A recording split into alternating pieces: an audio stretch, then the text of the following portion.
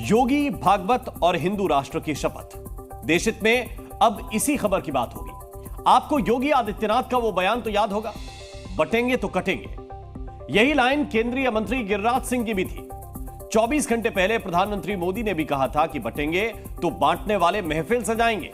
और अब आरएसएस प्रमुख मोहन भागवत ने इसी लाइन को आगे बढ़ा दिया है। आखिर संकेत क्या है?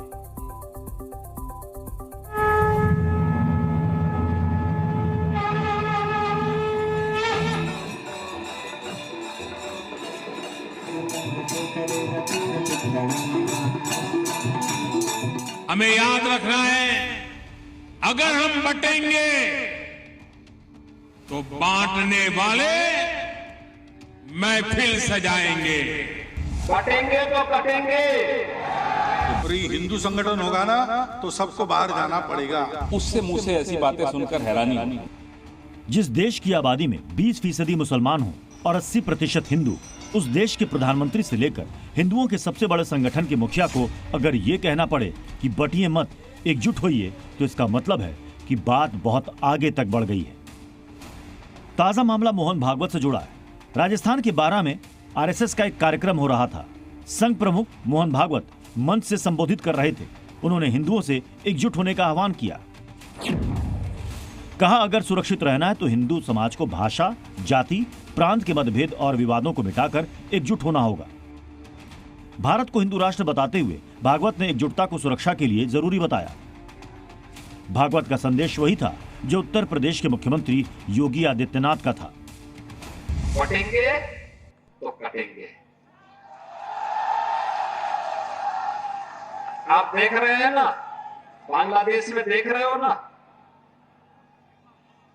तो वो गलतियां यहां नहीं होनी चाहिए। बटेंगे तो कटेंगे, एक रहेंगे तो नेक रहेंगे, सुरक्षित रहेंगे। संदेश वही था जो केंद्रीय मंत्री गिरिराज सिंह ने सोशल मीडिया पर त्रिशूल उठाने के बाद दिया था।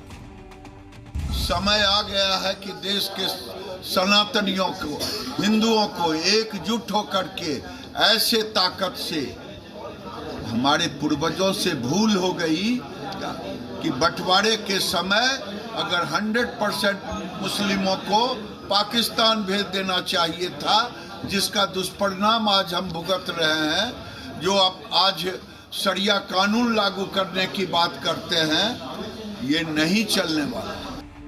और संदेश वही था जो प्रधानमंत्री नरेंद्र मोदी ने 5 अक्टूबर को महाराष्ट्र से दिया था। हमें अतीत से सबक लेना है। हमें हमारी एकता को ही देश की ढाल बनाना है। हमें याद रखना है, अगर हम बटेंगे तो बांटने वाले महफिल सजाएंगे। बांग्लादेश में हिंदुओं के नरसंहार के बाद दिल्ली से लखनऊ तक बीजेपी के कई बड़े नेताओं की ओर से ऐसे बयान आ रहे हैं। हो सकता है इसकी एक वजह चुनाव हो, लेकिन 80% हिंदू जनसंख्या वाले देश में हिंदुओं से बार बार एकजुटता की अपील करना, इसके पीछे सिर्फ एक वजह तो नहीं हो सकती। जो आदमी कपड़ों के आधार पे, भाषा के आधार पे, खान पान के आधार पे लोगों को बांटता हो, उसकी पूरी राजनीति लोगों को और समाज को बांटने और विवाद पैदा करने में हुई हो, उससे मुंह से ऐसी बातें सुनकर हैरानी होती है। प्रधानमंत्री को कहिए, पहले अपनी राजनीति ठीक करें। भारतीय जनता पार्टी का इतिहास देखें तो जब जब देश को धर्म और जाति के नाम पे तोड़ा गया, इलेक्शन एजेंडे के तहत भारतीय जनता पार्टी ने तोड़ा। धर्म के नाम पे और जाति के नाम पे उन्होंने लोगों के बीच में मतभेद बढ़ाए हैं। विपक्षी दल बीजेपी के खिलाफ धर्म के नाम पर समाज को बांटने का आरोप लगाते हैं और बीजेपी विपक्ष पर तुष्टीकरण के नाम पर देश को तोड़ने की कोशिश का आरोप लगाती है। कहावत है, चोर मचाए शोर वाली बात है।